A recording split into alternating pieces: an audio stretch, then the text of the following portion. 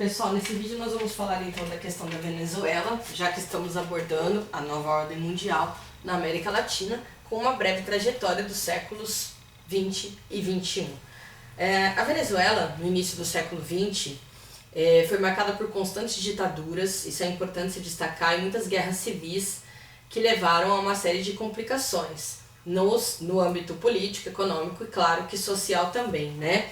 Em 45, no clima do pós-guerra, pós-Segunda Guerra Mundial, a gente percebe que se encerra momentaneamente um período de ditaduras na Venezuela e se inaugura naquele momento um governo de linha social-democrata, onde quem assumiu o poder foi Rômulo Gallegos. No entanto, embora ele tenha sido responsável pela abertura do país, o retorno do voto universal, muitas reformas sociais, ele é deposto logo depois, em 1948, por um golpe militar, mais uma vez. Então a Venezuela tem, mais uma vez, um período de ditadura até 69, quando o Rafael Caldeira, do Partido Social Cristão, consegue ser eleito e acaba criando uma reviravolta, pacificando um pouco a Venezuela naquele momento. No entanto, o seu sucessor, que é o Andrés Pérez, do Partido Democrático, ele vai assumir e depois tanto ele quanto seu sucessor terão inúmeras denúncias de corrupção que vão mais uma vez trazer reflexos muito negativos na economia e nas questões sociais da Venezuela, né?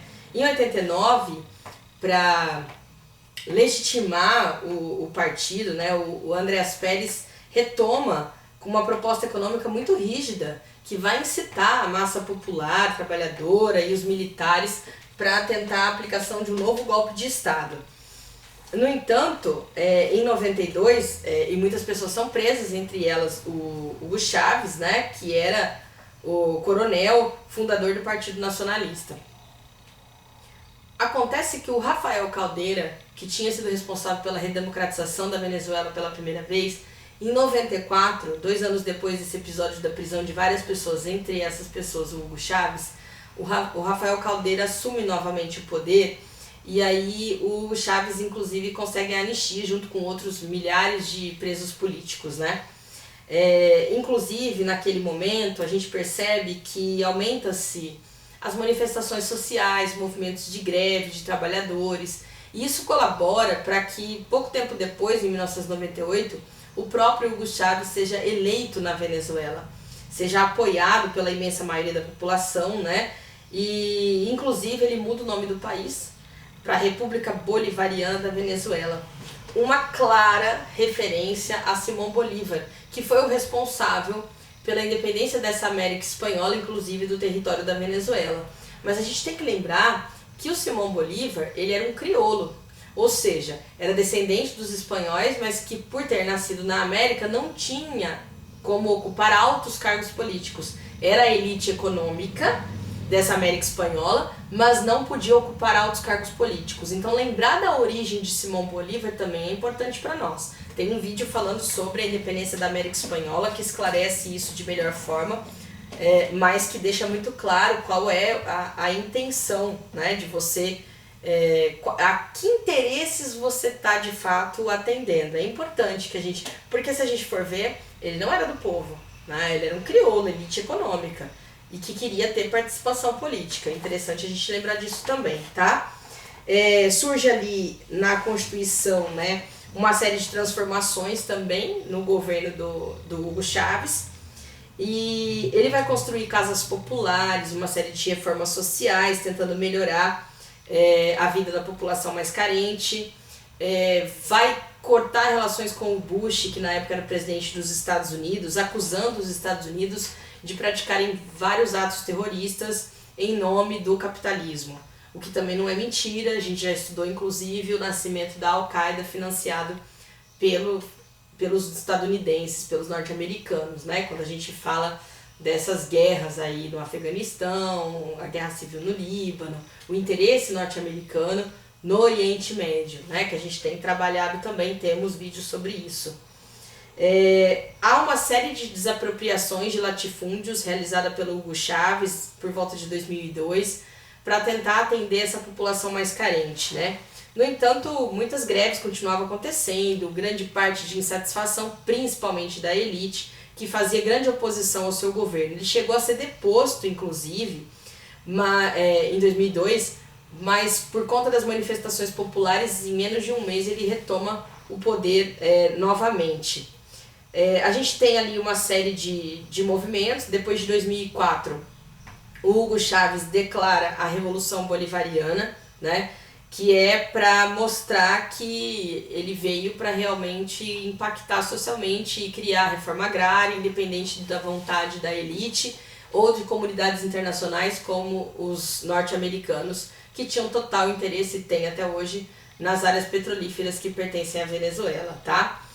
No entanto, ele passa a agir de maneira muito ditatorial, acabando com a liberdade de expressão, né? Então a mídia passa a ser boicotada, fecham-se rádios e televisões na Venezuela, o que traz uma série de desconfortos, né? E a gente acompanha ali que a participação da população, embora acusem-se de fraudes também, né? A participação é muito ativa da população, que votou novamente no Hugo Chávez. Ele assume em 2012, mas ele fica pouco tempo no poder porque ele teve um câncer. Então quem assumiu o seu vice, que é o Nicolás Maduro, que é membro também dessa República Bolivariana da Venezuela, né? Então, mas naquele momento, principalmente no ano de 2013, houve uma acusação de fraudes eleitorais, uma série de denúncias também, né? E que levou a uma crise econômica muito grande, fazendo muitos venezuelanos terem que fugir do país. O povo está passando fome mesmo, né? E o que eles usam a expressão é o chavismo permanecer no governo. Mas um ponto que a gente não pode esquecer é que, claro, não podemos defender nunca essa questão da repressão, né? A questão da falta de liberdade. O problema é que também existe uma parcela de culpa aí dos Estados Unidos, que tem total interesse na área da Venezuela por conta do petróleo. A gente sabe que os Estados Unidos são o maior consumidor de petróleo do mundo. E eles importam, de 100 barris que eles utilizam, 60 são importados.